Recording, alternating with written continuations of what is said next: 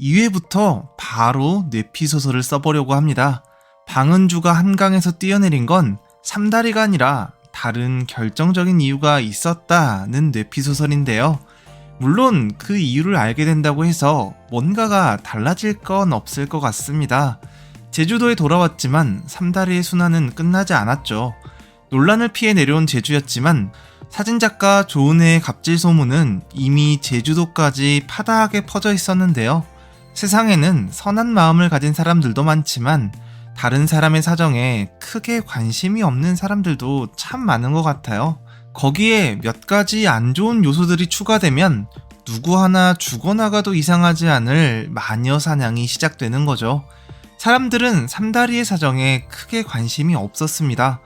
어떤 일의 인과관계를 깊이 있게 알아보고 고민하는 것보다는 자극적인 기사로 광고를 팔아먹으려고 하는 황색 언론의 옐로페이퍼에 쉽게 놀아나는 것을 선택하죠. 깊게 고민하고 싶지 않다. 그냥 팍팍한 인생살이에 쌓여있는 불만을 처박아버릴 그런 욕바지나 있었으면 좋겠다. 근데 그게 나보다 훨씬 잘 나가고 세상의 인정을 받아 대단한 사람이면 더 좋겠다. 그런 사람의 인생이 꼬라박는 모습을 보는 게 그런 사람이 되지 못한 자기 초라한 인생의 위안이 되는 것 같다. 이런 저열한 감정이 바닥에 깔려있는 건데요. 그런 사람들은 진짜 진실이 밝혀지더라도 자기가 뱉은 말에 책임을 지는 법이 없습니다. 아니래? 아니구나. 이게 다죠. 자기가 뱉은 말에 사과를 해야 한다는 의식 같은 건 조금도 존재하지 않는 사고방식을 가진 건데요. 그런 사람들이 넘쳐나는 걸 보면서 오늘도 생각 없이 말하는 걸 경계해야겠다, 이런 생각을 해봅니다. 그런 사람들한텐 어차피 들리지 않을 말이지만 오늘 삼다리 힘들어하는 거 보면서 방은주가 한강에서 뛰어내렸던 게 삼다리 때문이 아니었다는 반전에 대한 뇌피소설이 떠올랐어요. 왠지 방은주를 뛰어내리게 한 사람은 삼다리가 아니라 다른 인물이었던 것 같은데요. 삼다리는 자기가 잘못한 건 없다고 생각했지만 방은주가 그런 선택을 하려고 했다는 게 정말 자기 때문일까봐 마음에 죄책감을 가지고 있었잖아요. 하지만 그건 삼다리 때문이 아니라 방은주의 자격지심이 가장 큰 원인이었습니다.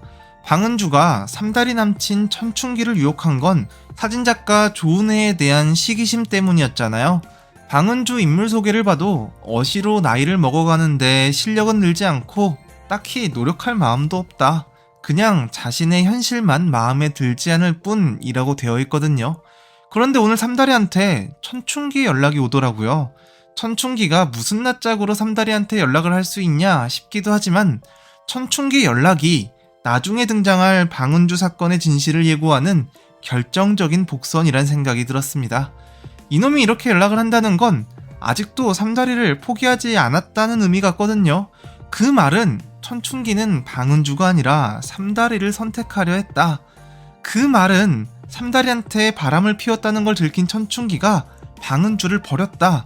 방은주한테 나는 삼다리를 만나야겠으니 너는 꺼져라, 이런 말을 하지 않았을까? 방은주가 그런 극단적인 시도까지 했던 건 천춘기 따위도 삼다리한테 빼앗지 못하는 자기 인생이 너무나 비참했기 때문이었다. 이런 뇌피소설을 써봤어요. 삼다리가 제주에 내려와서 마음의 상처를 거의 다 치유하고 용필이랑 다시 러브라인이 두근거리고 있을 무렵, 그때 이런 반전이 딱 터질 것 같습니다. 방은주가 찾아오진 않을 것 같고 천춘기가 제주도에 내려와서 그런 일이 있었다, 나는 너를 버리지 않았다, 여전히 삼다리 사랑한다, 이런 식으로 매달릴 것 같거든요.